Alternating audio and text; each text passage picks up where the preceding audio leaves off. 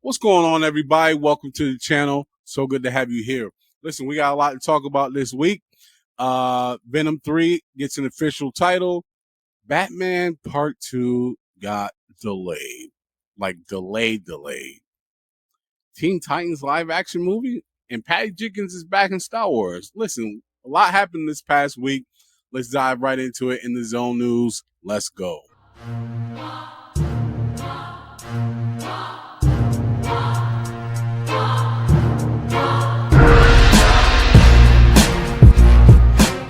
So Venom 3, as you all have heard, I'm sure, is in the works. Tom Hardy is back. And we now have a title. And the reason why this is important, or maybe not, is because titles sometimes will let us know the direction of where the movie's going to go. Now, I'm not going to lie. I feel like I know Venom. I've read the comic books. I know the character. But this title doesn't really say much to me in regards to what direction this movie's going to go.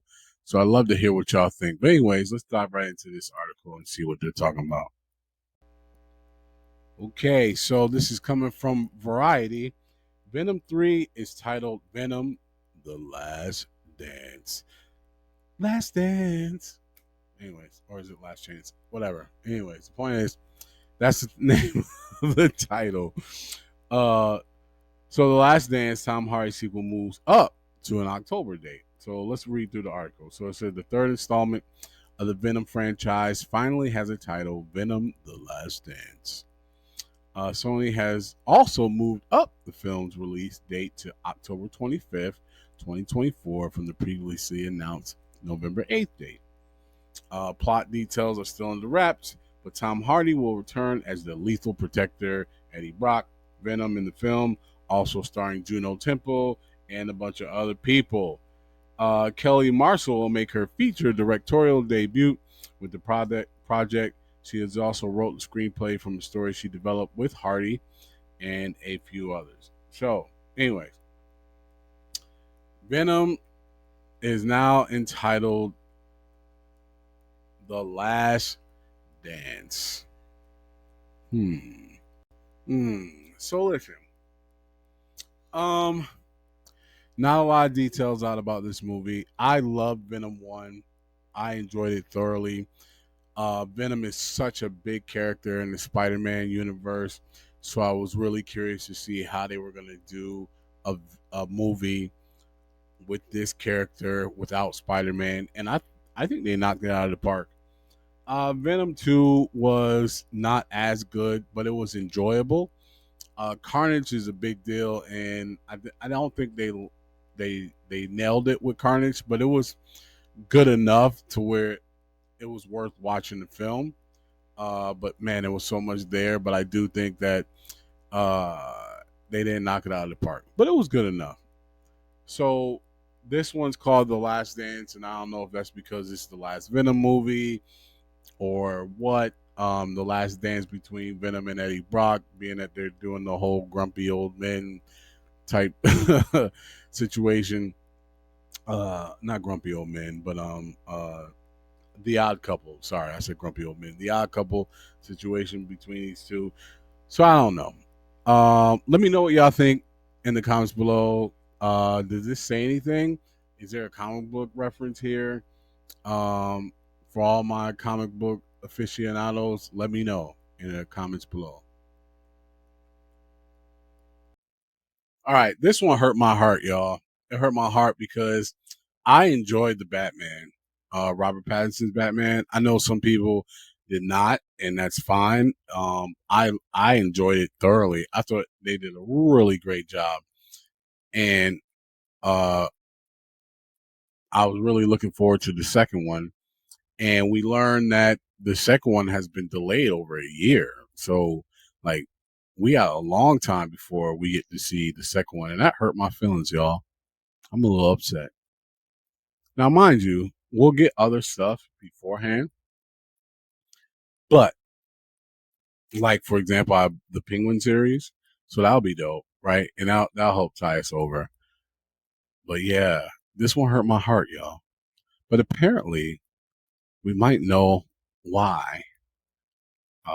this travesty has occurred. So let's take a look. Okay, so this is coming from superherohype.com, but it says the Batman Part 2 delay reason reportedly revealed. So it says after news broke that Batman Part 2 was delayed, the reason for DC Studios' sequel being pushed back may have been revealed. Insider Jeff Snyder took to Twitter to report a potential reason for the film's change in release date. Snyder explained that though last year's entertainment strikes didn't help the situation, he's heard the sequel's delay is due to a lack of available stages. As Warner Brothers was deciding on timing, stages ended up being reserved for other projects, leading to this situation. So here's Jeff Snyder's tweet. It says, yes, the strikes didn't help the Batman Part 2, but I hear a major part of its year-long delay is a lack of available stages. While WB was figuring out timing, many spaces got booked. And that makes sense because listen, after the strikes were cleared, like everybody was scrambling to get projects done. It was like go time. Let's go back and get this money. Let's get people back in theaters. Let's get these projects done. So that kind of makes sense. Is while WB was trying to figure out, should we put out the Penguin first and then the Batman, and what should we do about James Gunn's projects? People was like, yo, we getting these studios. Let's go. Let's get this work. Let's get these projects out. So it makes sense that they missed out trying to figure out their game plan, and now we don't get the Batman for another year. At least that's what it sounds like. It sucks, but hey, that gives them more time to get us a better project. So hopefully we get the best version of the Batman 2. I'm actually looking forward to the Penguin series on HBO Max. I hope it's dope. It's a cool idea. But yeah, man, I was looking forward to seeing Batman 2, and now we gotta wait a little while longer. But yeah. What do y'all think in the comments below? Let me know. Okay, so this is coming from the Hollywood Reporter. Teens Titans live action movie a go at DC Studios. And apparently, the same person who's writing Supergirl's new movie, Supergirl Woman of Tomorrow, will be writing the screenplay for Teen Titans. So James Gunn's DCU universe is expanding to include Teen Titans. So it says it's go time for Teen Titans, the DC heroes, which began as the teenage sidekicks of their more famous and iconic counterparts, are getting their own live action feature from the James Gunn and Peter Safran led DC Studios. The comic book movie division of Warner Brothers Discovery has tapped Anna Naguria, sorry if I said your name wrong, to pen the screenplay for the project. The hiring further incontinence the actress and playwright turned scribe into the DC family, as she is already writing Supergirl Woman of Tomorrow for the label. So Teen Titans will be included in the DCU. So here's the thing, y'all. James Gunn and team clearly have some great plans for DCU, and I'm glad they're including Teen Titans. Teen Titans Go, of course. My kids were kids when it first came out, so that brought us together, and we used to watch that like on the regular. Like I love Teen Titans Go. I'm not gonna lie. Sometimes I'll throw it on even right now. And then of course, there's been the Young Justice that included the Teen Titans. And then you have the Titans show that is on Max. Of course, they're not teens; they're pretty much adults in that one. But I think having the Teen Titans is a good look. I'm curious to know what type of iteration of the Teen Titans are we going to get. Is it going to be more comedic, or serious? I'm curious to know what the plan is. I kind of hope that they they're kids, so there should be a comedic piece there, and they shouldn't take themselves too seriously. But at the same time, I mean, you're talking, you know, the sidekicks of Batman and Flash and so on and so forth. So there's going to be a serious element there. But I don't know. I'm excited for this news. Are you all? Let me know your thoughts in the comments below. Okay, so Patty Jenkins is back in the Star Wars world. You all know at one point in time, she was slated. They announced it. They did this big reveal where she's walking to the X-wing fighter, and she was doing the Rogue Squadron movie. And then it was reported that that was at least her part in that was getting kind of scratched. And I believe the movie was even announced to be scratched, but whatever. Um, excuse me, but apparently she's back, and not only is she's back on that very project, uh, Rogue Squadron. So let's take a look, see what happened.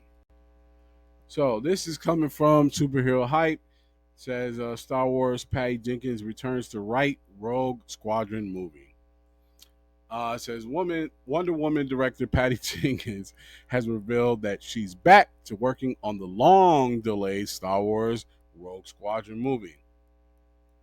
On the Talking Pictures podcast, Jenkins explained that she got a new deal with Lucasfilms that has brought her back to the Rogue Squadron movie. The filmmaker originally left Rogue Squadron to work on Wonder Woman 3, which was reported last August to no longer be in development after, the whole James Gunn situation. So here's what Patty Jenkins says. So when I left Star Wars to do Wonder Woman 3, I thought maybe I'll come back to Star Wars after Wonder Woman 3. So we did a deal for that to happen. Started a deal, but I thought I was doing Wonder Woman. When that went away, Lucasfilm and I were like, oh, we've got to finish this deal. We finished the deal right as the strike was happening, Jenkins stated. So I now owe a draft of Star Wars, and so we will see what happens there. Like who knows? It's hard. They have a hard job in front of them of what's the first movie they're going to do. They have other directors who have been working, but I am now, I'm back on doing Rogue Squadron, and we'll see what happens. We need to develop, get it to where we're both super happy with it. Interesting. All right, here's the thing. Um, I don't know how I feel about this news. And I say that because Wonder Woman 2 was garbage. Period. And Patty Jenkins knocked it out the park with Wonder Woman, but Wonder Woman 2 was horrible. And Star Wars needs wins, y'all. Like, yeah, they've had some good stuff, but they've had some really bad stuff too. And if this is going to be a film, they need a win. Some of the series have been, kind of up and down. We've had some good ones, obviously. The Mandalorian was good. Rogue, not Rogue One. Uh, I'm having a brain freeze right now. But anyways, they've had some good series. Um, they've had some good films, but they've had some really bad films and some really bad series.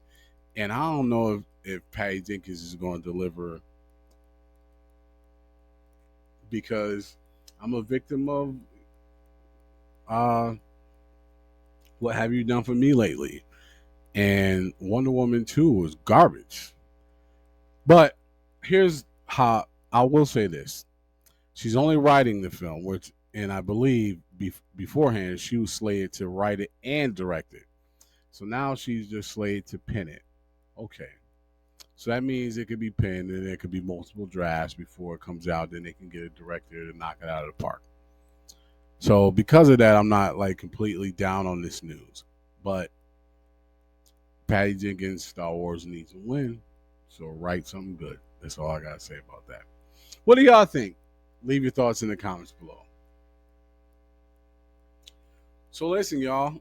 that's this week's episode of the Zone News. I appreciate you joining. Do me a favor, if you like the content, click that like button and subscribe and share with others. We try to get to 1,000 subscribers and we need your help. So share with others. I appreciate y'all. Thanks for stopping in. Until the next one.